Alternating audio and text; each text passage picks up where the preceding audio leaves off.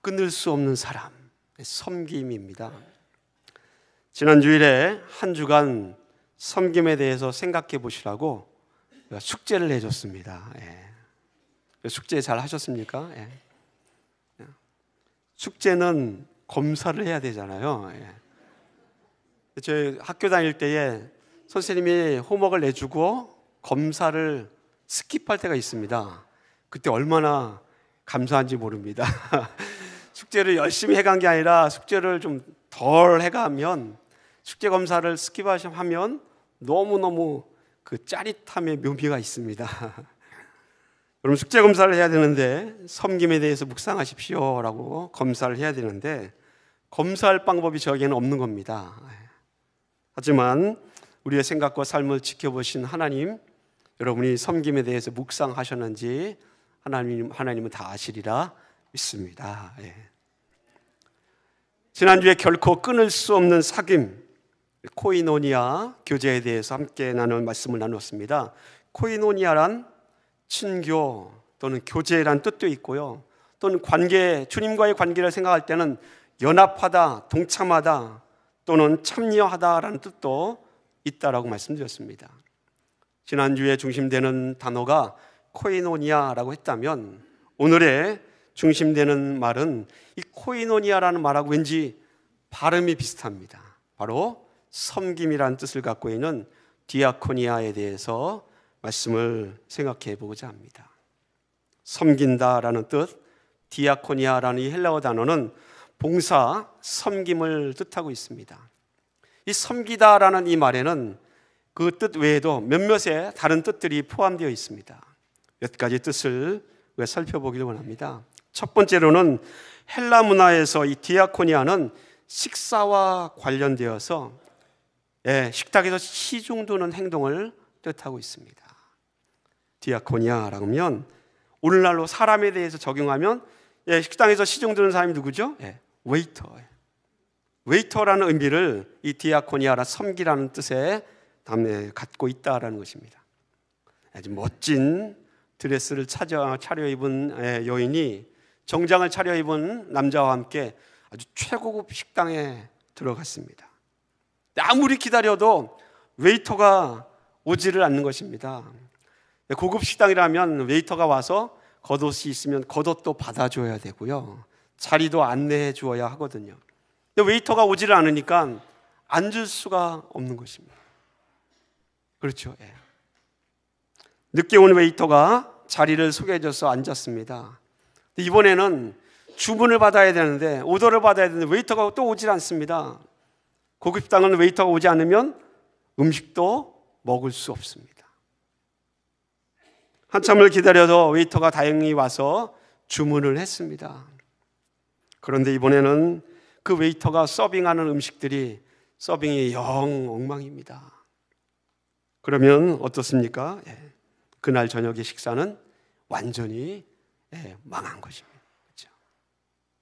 팁을 놓고 싶은 마음이 싹 사라지지 않습니까?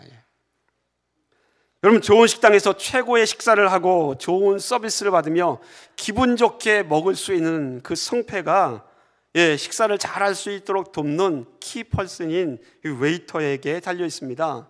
성실하고 센스 있는 웨이터가 있다는 것은 식사를 할 때 정말 중요합니다. 반대로 식당에서 이 섬김의 마인드를 갖고 있는 좋은 웨이터가 없는 식당으로 한다면 그 식당은 얼마 가지 않아서 분명히 문제가 생길 것입니다. 바로 이 섬긴다라는 디아코니아라는 이 말 속에는 식탁에서 시중 두는 행동이라는 웨이터와 같은 마음을 그 안에 포함시키고 있습니다. 두 번째 이 디아코니아의 뜻은, 디아코니아라는 이 헬라어 단어는 이 두 가지 의 단어의 합성입니다. 하나는 디아라는 무엇을 통하여라는 말과 코니아라는 뜻이 먼지라는 뜻입니다. 그럼 합하면 어떤 뜻이 됩니까? 먼지를 통하여. 그것이 섬김이란 뜻입니다. 먼지를 통하여서 섬기라는 건 이상하지 않습니까? 한 작가이며 칼럼니스트인 한 목사님께서 아주 재미나게 이 디아코니아를 설명하셨습니다. 표현하기를 먼지 나도록 뛰는 것, 그것이 섬김이다, 그렇게 표현하기도 했습니다. 먼지를 통하여 뛰라. 먼지를 통하여 섬기라는 것은 자신을 낮추라. 그런 의미가 담겨 있을 것입니다. 또 다른 세 번째, 이 헬라어 디아코니아, 섬김이라는 단어를 생각해 본다면, 헬라어 디아코니아에 대한 영어 단어를 찾으면 보통 서비스라는 단어가 떠올리게 됩니다. 그런데 성경적인 의미에서 섬김이라는 의미를 충분히 담고 있는 영어 단어는 ministry입니다. ministry. 영어권 문화에서 사람을 부를 때 사역자 또는 목사, 또 정치권 우리의 장관을 부를 때 뭐라고 부르죠? 미니스터라고 부릅니다. 목사를 부를 때 패스터 외에도 미니스터라고도 부릅니다. 왜 그렇습니까? 그 이유는 미니스터라는 말이 자신을 낮추어 섬기는 사람이라는 뜻을 갖고 있기 때문에 그렇습니다. 자신을 낮추어서 남을 섬기는 사람, 미니스터입니다. 교회 안에서 사역이라는 말을 종종 많이 하지 않습니까? 봉사사역, 찬양사역, 방송사역, 예배사역, 사역이라는 말을 굉장히 자주 씁니다. 그 사역이라는 말의 영어 번역이 뭐죠? 미니스트리입니다. 그렇게 본다면 교회 안에서 사역을 하라라는 것, 그 안에는 무슨 뜻을 담고 있습니까? 자신을 낮추어 남을 섬긴다라는 말이 그 안에 들어있습니다. 봉사사역도, 찬양사역도, 예배사역도, 방송사역도 다 거기에는 사역이라는 말이 들어간다는 것은 자신을 낮추어 남을 섬긴다라는 말이 들어있습니다. 그래서 초대교회는 하나님의 일을 감당할 때에 그 일을 열심히 감당하기 위해서 집사를 세웠습니다. 그 집사를 세우고 사역을 감당하게 했습니다. 그 집사를 영어로는 디콘이라고 하는데 헬라어로 뭐라 합니까? 디아코니아하고 같은 어원을 갖고 있는 디아코노스, 그게 집사입니다. 자신을 낮추어서 남을 섬기는 사람, 바로 섬김 디아코니아의 의미입니다. 그렇기 때문에 마지막으로 이 디아코니아 섬김이라는 마지막 의미가 담겨 있는데, 그것은 섬김에는 일 자체만 거기에 초점이 있을 뿐만 아니라 이 섬긴 자신을 낮추어 누군가를 섬긴다는 것은 그 행동을 하는 사람에게도 강조점이 있습니다. 누구를 섬긴다라고 했을 때에 그 사람이 어떤 일을 하는가, 봉사하는가, 찬양하는가, 섬기는가, 수고하는가, 그 일에만 초점이 있는 것이 아니라 그 섬기는 사람, 그 사람에게도 강조점이 있는 것이 바로 섬김, 디아코니아, 미니스트리입니다. 네 가지 뜻을 여러분께 말씀드렸는데 다 짬뽕해서 한번 정리를 해볼까 합니다. 섬김이라는 단어를 정리하면 이렇습니다. 디아코니아, 섬기는 자. 누군가를 섬긴다는 것은 자신을 아주 보잘것없는 먼지처럼, 또는 식사 시중을 두는 웨이터처럼 자신을 낮추어 생각하는 사람을 통해 이루어지는 것이 바로 섬김입니다. 믿습니까? 그것이 섬김입니다. 오늘 우리 함께 읽었던 마가복음 10장 45절 말씀은 이렇게 기록하고 있습니다. 인자가 온 것은 섬김을 받으려 아니라 도리어 섬기려 하기 위해서 이 땅에 오셨다라고 예수님은 말씀하셨습니다. 이 말씀을 통하여서 우리가 섬긴다는 것, 그것에 대해서 다시 한번 생각해 보기를 원합니다. 이 마가복음 10장 45절에 나와 있는 예수님께서 내가 이 땅에 온 것은 다른 사람을 섬기기 위해서 이 땅에 왔다라는 이 말씀을 이해하기 위해서는 마가복음 8장과 9장에 나와 있는 예수님의 말씀들을 이해할 필요가 있습니다. 섬김과 관계된 스토리가 마가복음 8장과 9장과 10장에 이어지고 있습니다. 첫 번째 내용은 마가복음 8장 31절로 35절의 내용입니다.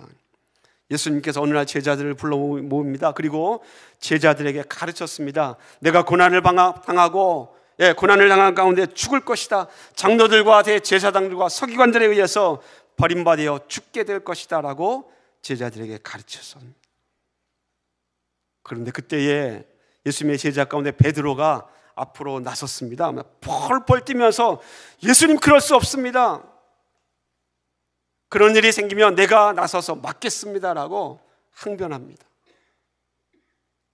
그랬더니 예수님께서 어떻게 하십니까? 베드로야, 너만 나를 생각하는 거야, 그렇게 말씀하지 않습니다.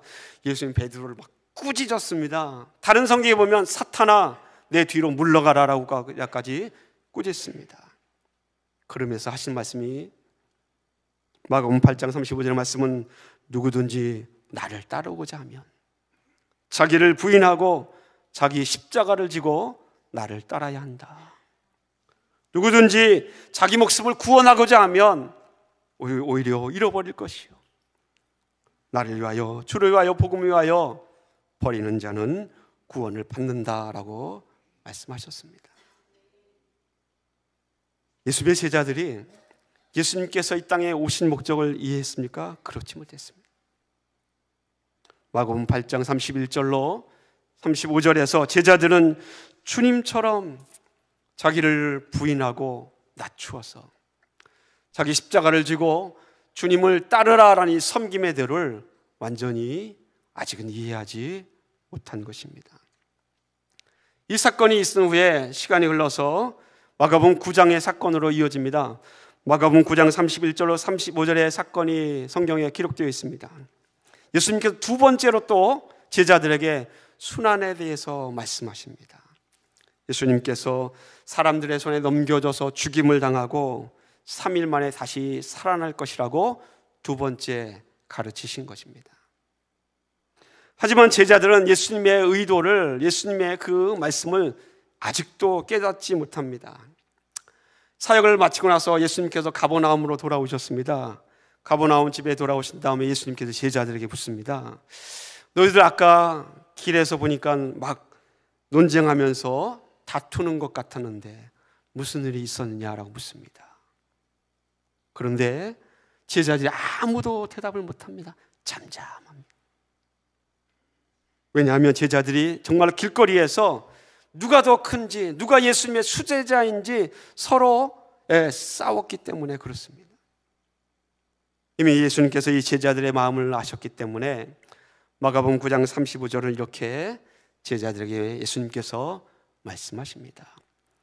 예수께서 12제자를 불러서 이르시되 누구든지 첫째가 되고자 하면 무사람의 끝이 되며 무사람을 섬기는 자가 되어야 하리라. 이렇게 말씀하십니다. 누구든지 첫째가 되고자 하면 오히려 마지막이 되고 오히려 섬기는 자가 된다라고 말씀하시는 것입니다. 예수님께서는 그리고 나서 섬김의 본에 대해서 설명합니다. 정말로 섬기는 자가 되기를 원한다면 어린아이와 같이 다른 사람을, 이 어린아이를 존중히 여기는 자가 정말로 섬기는 사람이다라는 것입니다. 예수님께서 설명하기를 작은 자 소자에게도 냉수 한 그릇이라도 대접하면 그 사람이 정말로 하늘에서 상을 잃지 않는 섬기는 자가 된다라고 말씀하십니다. 마가복음 9장에도 예수님의 고난을 가리키고 순환을 가리키고 가르치셨지만 예수님의 제자들은 예수님께서 말씀하신 의도를 아직도 깨닫지 못합니다. 또 시간이 흘러서 마가복음 10장의 사건으로 연결됩니다. 마가복음 10장에 예수님께서 마가복음 10장 31절 말씀에 먼저 된 자가 나중되고 나중된 자가 먼저 될 것이다 라고 말씀하시면서 세 번째 똑같은 가르침을 주십니다. 세 번이나 지금 제자들에게 말씀하시는 것입니다. 내가 죽을 것이다. 나를 죽기로 결의한 자들이 이방인들에게 나를 넘겨주고 능욕하고 침뱉음을 당한 침을 뱉고 채찍질하고 나를 죽일 것이지만 내가 3일 만에 다시 부활할 것이다 라고 가르칩니다. 몇 번이나 가르쳤다고요? 세 번째입니다. 그런데 제자들은 관심이 다른 데 있었던 것 같습니다. 예수님의 제자 가운데 야고보와 요한이 앞으로 쭉 나서면서 얘기합니다. 예수님, 저희 형제 중에서 한 사람은 예수님의 우편에 세워주시고 한 사람은 좌편에 왼편에 세워주시옵소서. 무슨 뜻입니까? 예수님의 제자 가운데 이 야고보와 요한에게 한 사람은 예수님의 오른팔, 한 사람은 왼팔로 삼아달라는 뜻입니다. 그러자 옆에 있는 10명의 제자들이 이구동성으로 화를 냅니다. 왜 그렇습니까?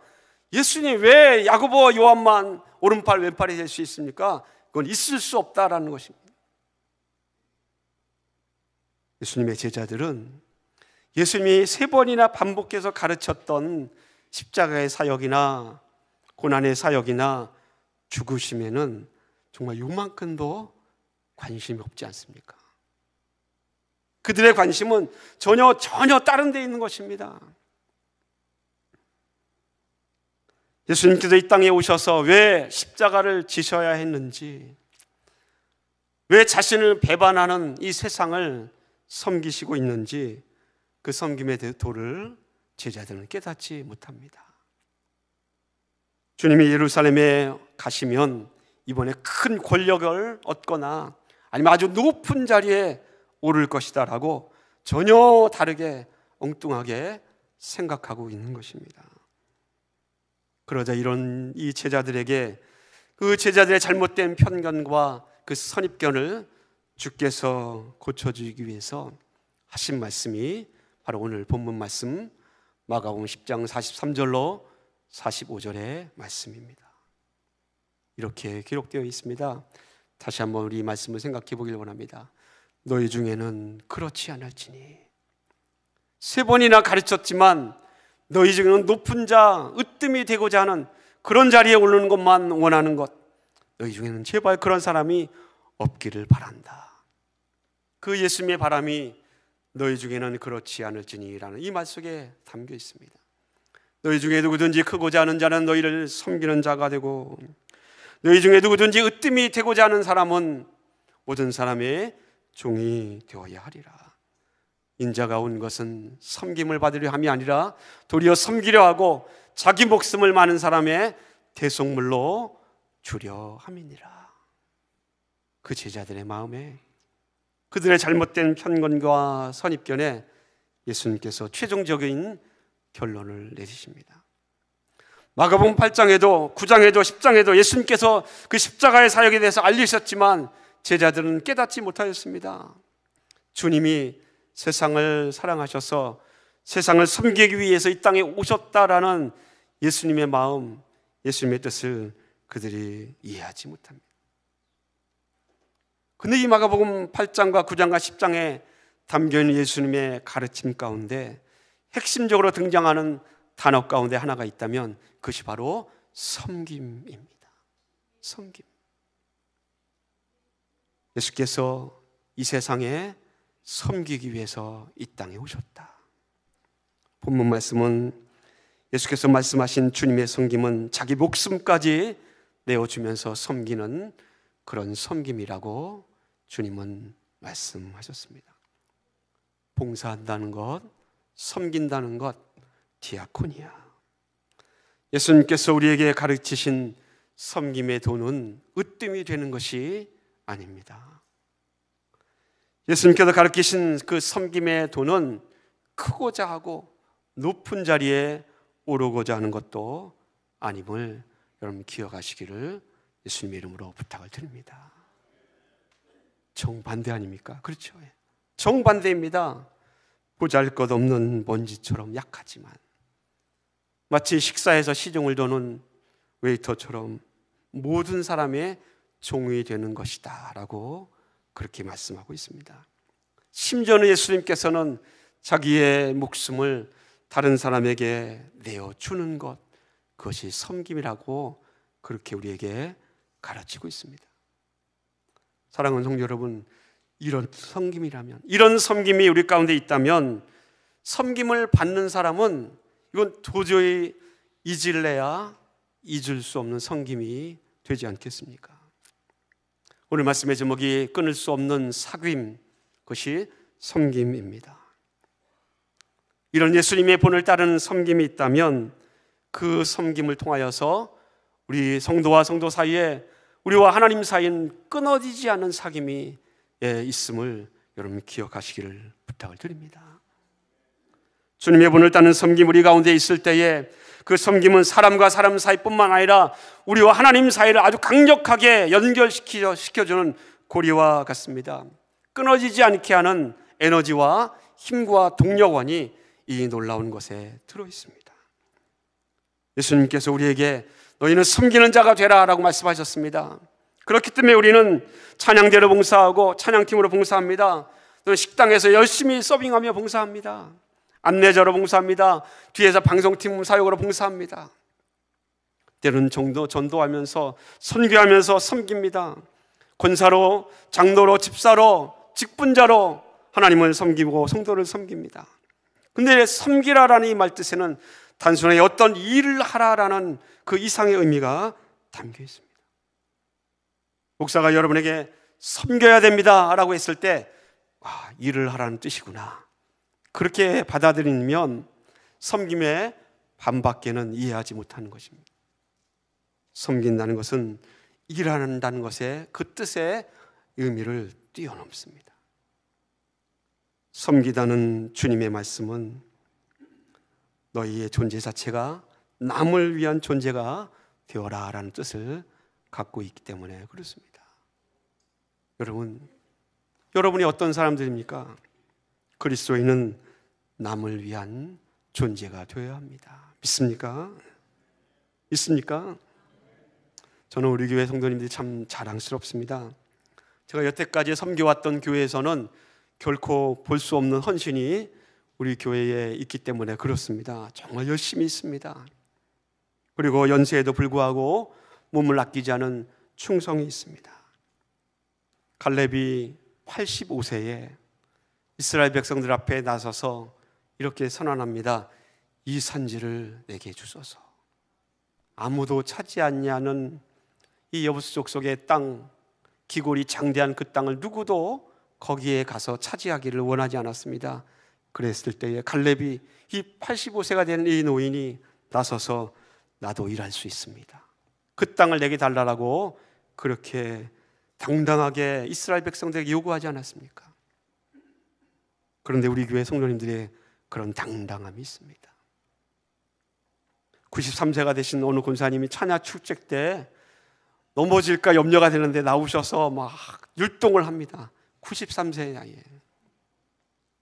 여러분의 나이에 내가 93세가 되었을 때 그렇게 건강하게 나설 수 있는지 여러분 자신할 수 있습니까? 화요일날 모이는 뉴라이프 콰이어에서는 88세가 되신 권사님이 찬양하고 찬양으로 섬기십니다. 86세가 되신 분이 식당에서 봉사하십니다. 80세가 넘으신 분들뿐만 아닙니다. 70세, 60세 넘으신 분들이 연세를 떠나서 쟁반 하나라도 닦으려고 하시고 접시 하나라도 정리하려고 하는 그 마음이 저는 너무나 자랑스럽습니다. 그런데 그 자랑이 예수님께서 하셨던 것처럼 죽기까지 우리의 자랑이 되기를 간절히 소원합니다. 이 말을 아멘 하셨습니다. 어느 날 우리 젊은 집사님이 우리 권사님께 오셔서 권사님 제발 앉아 계세요. 그 연세 무슨 일을 하시려고 합니까? 그만하셔도 됩니다. 제가 하겠습니다. 그럴 때 어떻게 하라고요? 갈렙처럼 내가 두 발로 걸어서 교회 나온다면 나도 일할 수 있습니다 라고 당당하게 말할 수 있는, 끝까지 주님께서 하셨던 것처럼 죽기까지 세상을 살아가신 주님처럼 섬길 수 있는 성도들 되시기를 예수님의 이름으로 축원을 드립니다. 여러분, 그런 섬김이 있는 교회라면 끊을 수 없는 사귐이 있습니다. 끊을 수 없는 사귐. 그러므로 섬긴다는 것은 사람과 사람 사이에, 우리와 하나님 사이를 끊어지지 않게 하는 사귐의 정신이 이 섬김 가운데 있습니다. 그러므로 섬김에 드는 나이를 물어나고 나의 육체의 상태나 환경이나 조건을 결코 따지지 않습니다. 뿐만 아닙니다. 예수님처럼 섬김을 받아야 하는 사람들, 내가 섬겨야 할 그 대상이 어떤 조건에 있는가, 어떤 상태에 있는가, 그들이 죄악 가운데 있나 없나, 그런 것도 따지지 않습니다. 예수님께서 세상을 위해서 죽으셨습니다. 세상이 어떤 세상이었습니까? 주님을 밀어내고 주님을 배반하였습니다. 그 세상이 예수님을 십자가에 못 박았습니다. 그 세상을 위해서 예수님께서 죽으시지 않았습니까? 내가 섬겨야 할 사람이, 이 사람은 이래서 내가 섬기기 싫고 이 사람은 저래서 섬기기 싫다, 그렇게 조건을 따지지 않았다라는 것입니다. 주님의 섬김이 어떤 것입니다? 주님의 섬김은 조건을 따지지 않는 섬김이셨습니다. 왜냐하면 주님이 본을 보내신 섬김은 죽는 바로 그 순간까지 자신을 죽이신 사람들까지도 섬기는 것이었기 때문에 그렇습니다. 죽는 순간까지도. 예수님은 세상을 사랑하시고 십자가에 못 박는 그들 향해서 예수님께서 그들에게 말씀하지 않았습니까? 아버지여, 저들을 용서하여 주옵소서. 저들은 알지 못합니다. 주님은 주권을 따지지 않은 섬김이셨습니다. 왜? 세상을 사랑하셨기에 먼저 그 세상에게 사귀자고 손을 내밀면서 그들을 구원하시고자 했던 섬김의 태도가 예수님의 섬김의 모습이었기 때문에 그렇습니다. 사랑하는 성도 여러분, 예수님의 본을 따라서 우리들도 섬기는 자가 되기를 간절히 소원합니다. 그렇게 본다면 섬김은 이 땅에 살고 있는 성도에게 있어서 하나님 나라를, 천국을 소망하는 그리스도인들, 성도들에게 있어서 세상을 살아가는 삶의 태도이면서 삶의 방식이 바로 섬김입니다.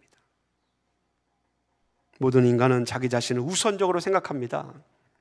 그래서 자기 중심적으로 생각하고 자기 중심적으로 말하고 자기 중심적으로 행동하는 것이 인간입니다.